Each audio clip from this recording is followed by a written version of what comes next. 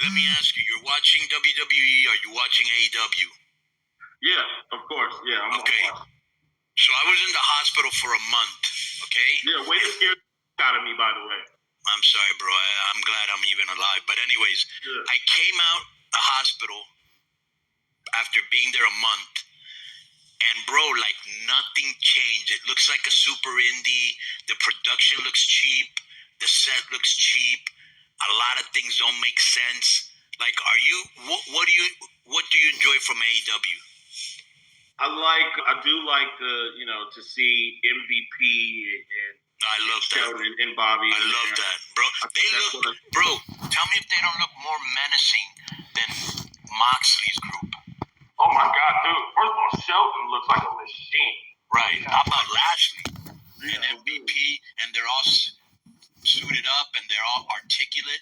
You know, and the other day, Disco showed me this thing where some girl was kind of race baiting, and she was like, "Yeah, how does it feel to be a black champion?" He was like, "That. How does it be a champion?"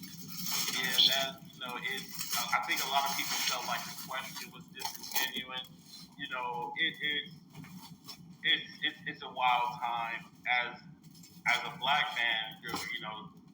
Black first is always the mindset, but we do want to get to a point where the conversation is out the window. But I mean, when you can still count how many world champions there have been on both hands, like it's going to be brought up.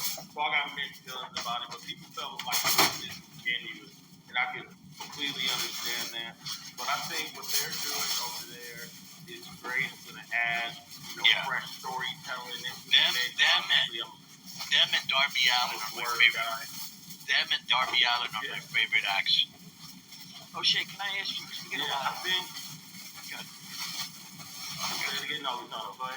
We get a lot of emails. We do a mailbag each week. We get a lot of emails from listeners that accuse all of us on the show of not being critical enough of Jericho and his angles and stuff like that.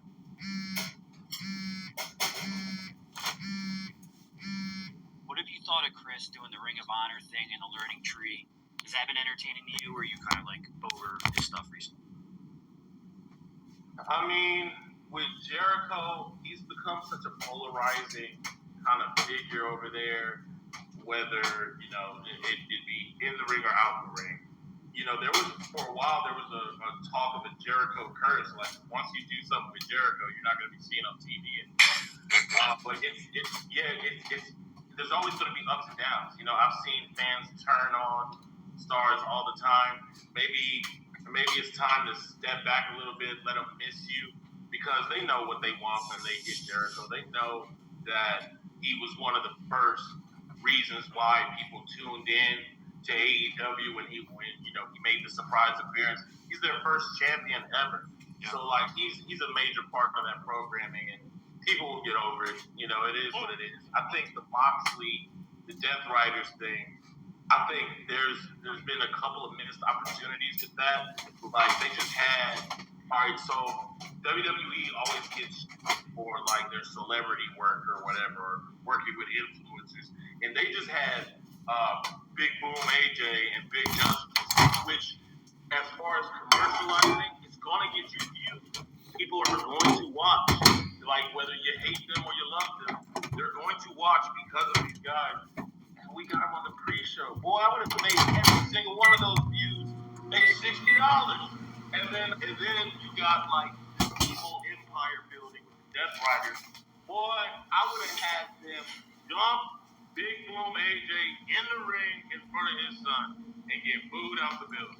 Well, we had them put a bag over one of the best wrestlers to touch earth. But then their whole thing is they hate what AEW's become, but then they let that slide. It doesn't fit. It doesn't make sense. You beat up Bryan Danielson, but you let these influencers come in and go out unscathed and get a victory on somebody from the roster. Do you watch all? O'Shea, do you watch all their shows? Do you watch Rampage, Collision, and Dynamite? Just Dynamite. Disco, please. I only have time for that. Exactly. Well, me too. That's because me and Conan said, and you probably feel the same thing, is that we've been habitual watchers of that show for 5 years.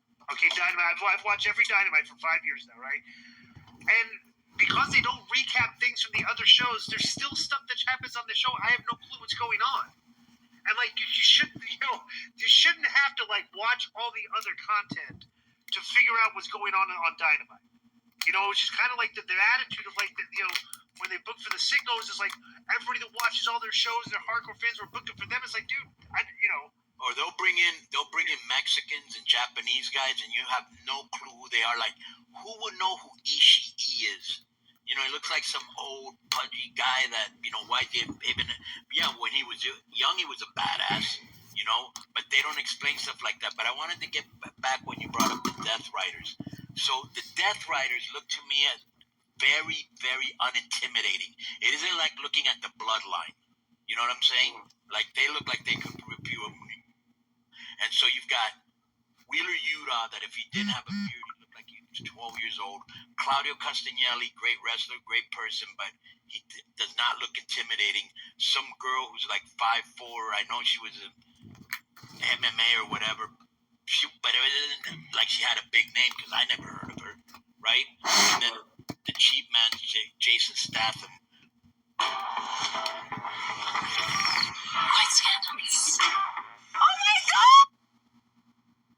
Which is Moxley.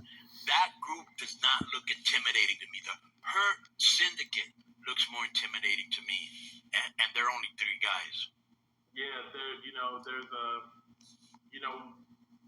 a certain presence about, I think, the Hurt Syndicate, and a lot of that is fueled by the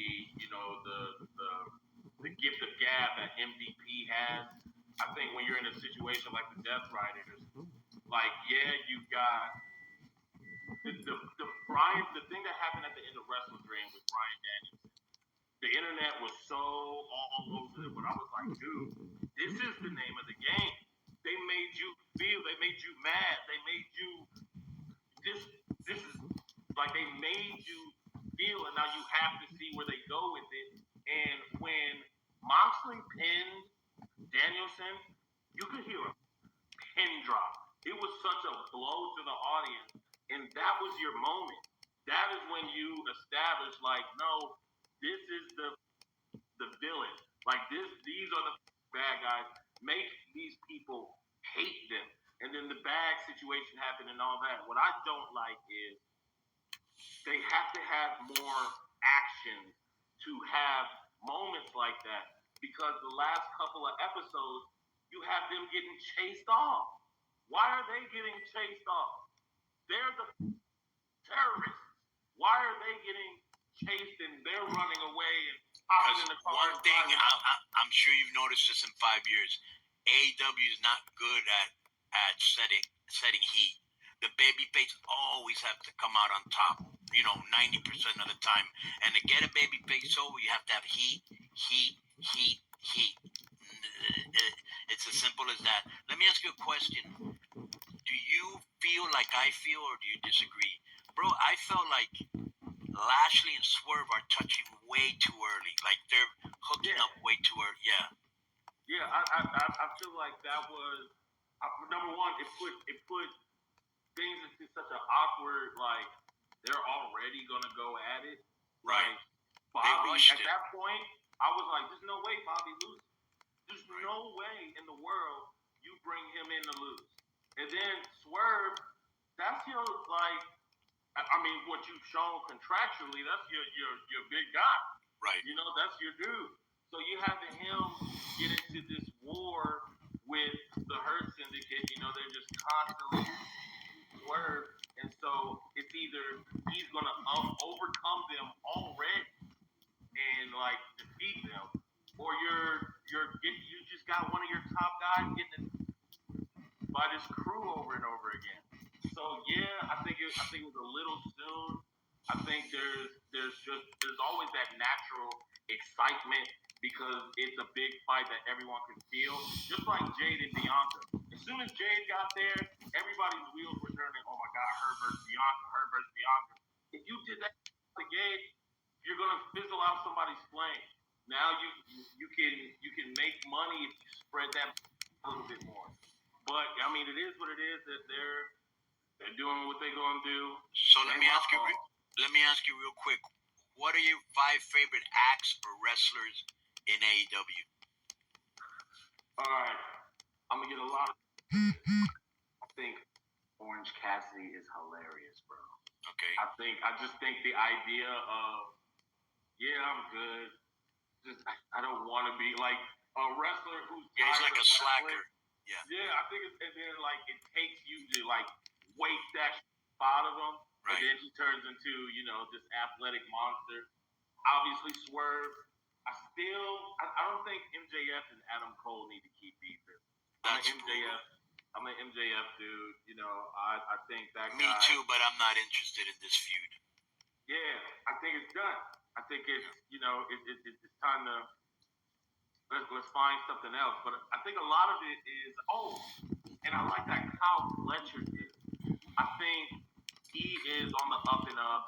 I was a little iffy about the power driver on the steps, especially because like we just saw like Randy Orton is still selling the power driver. Right.